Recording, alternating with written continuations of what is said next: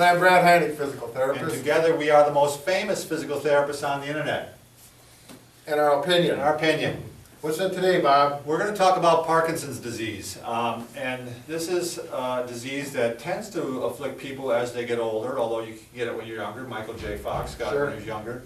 And which reminds me, if you are 40, 50 years older or older, you're going to want to subscribe to us on our YouTube site, Physical Therapy Video, because we are offering constant videos on how to stay fit and healthy well into your elder years. Right. Exactly. And again, it's physicaltherapyvideo.com. Well, we also have a website, physicaltherapyvideo.com. So, all right, that's we're going to talk about Parkinson's disease, and we're going to talk about some exercises you can do.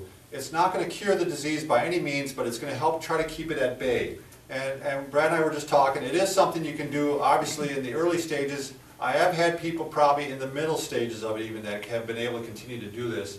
And it does help delay the effects of Parkinson's.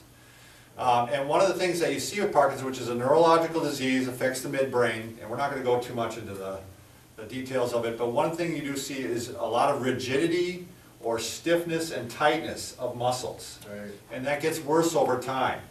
So, you're going to see this person that can hardly move, and they have trouble initiating movement quite often. Right. So it's really going to be important to keep up the stretching and your strength.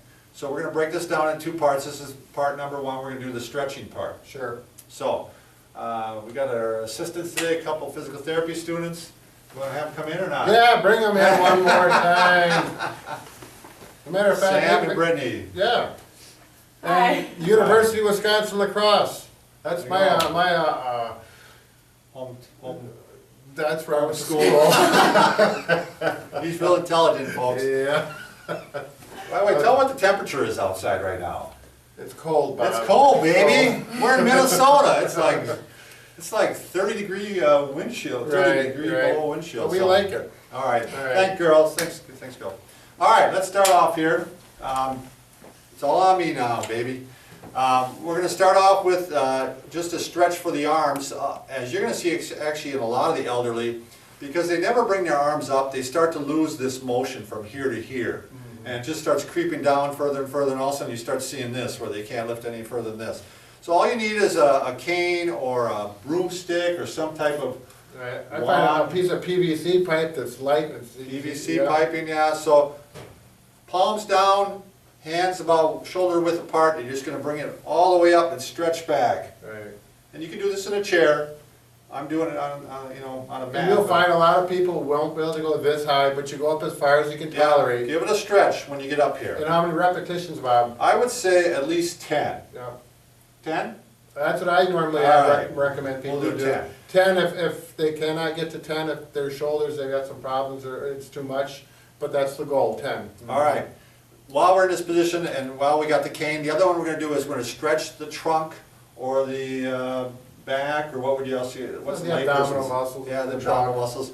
This is one that's very important because as I see Parkinson's patients, they definitely tend to get very rigid and they start losing that rotation, Right. and that helps, that actually hurts them in their balance. Right, So- and just daily function. So I would grab the cane, you could grab it like this, palm on the side here and the other palm on the side here, and you're gonna rotate yourself. Now the thing is, you just don't do your arms.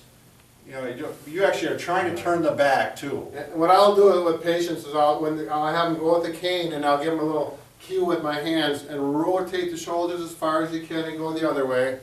Watch out for people besides you, don't want to injure anybody with your elbow or the cane, and we'll do that. And once you do this a few times, and And people good get posture, by the way. right, Always up up as real tall as you straight. can. This is a good cue, Brad, because the first thing you're going to see as you students, you'll find out they'll do this.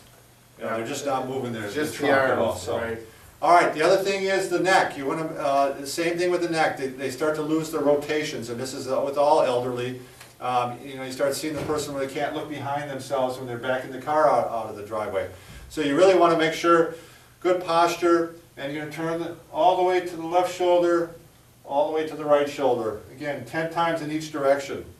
just a wonderful one to do for everybody, but definitely when you have Parkinson's disease. And my saying is, as far as stretching, a little bit of something is better than a whole lot of nothing. So if you don't want to do 10 repetitions, Right. 3 or 4 is a lot better than Exactly. nothing. If you're pressed for time, just get some in. Right, It makes a huge difference, so.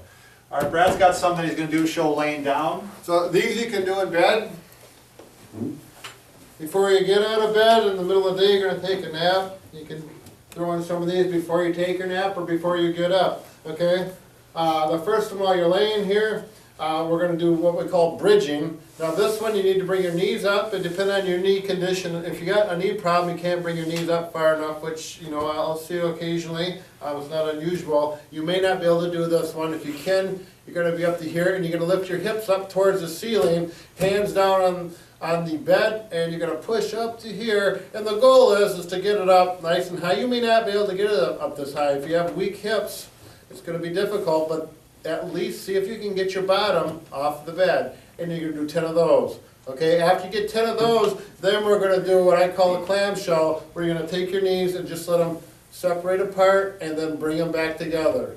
Okay, and again, you go as far as you feel comfortable. If you have a hip problem and you start to create some sharp pain in your hips, you're going too far.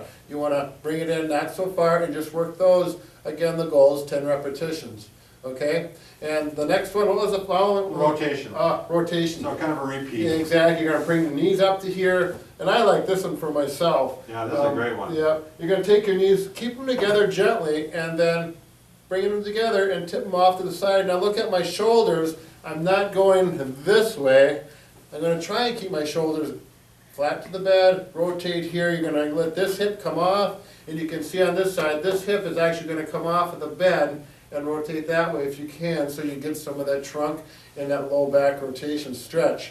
And again with this, 10 repetitions if you can get there. If it's too difficult, do as many as you feel comfortable with. And that's the set laying down in bed. And I think, did you mention, Brad, a great time to do that is even before you get out of bed? Did you Right, say that? yeah. I mean, that's a fantastic one to do before you even get going in the morning.